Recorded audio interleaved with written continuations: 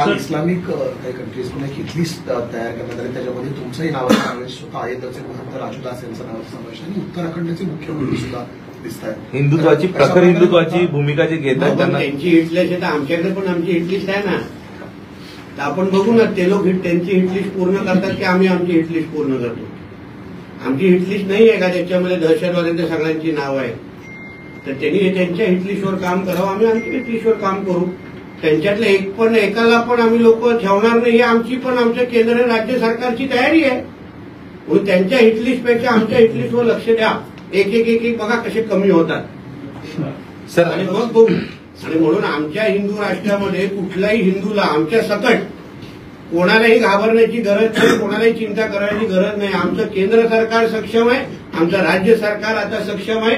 म्हणून अशा कुठल्याही पद्धतीच्या हिटलिस्टला आम्ही एक तर भीक घालत नाही आणि त्यांच्या हिटलिस्टपेक्षा आमची हिटलिस्ट ही आमच्यासाठी महत्वाची. एक दहशतवादाला संपवायचं कसं, हर एक को मिट्टी में मिला देंगे, ही आमची भूमिका आहे.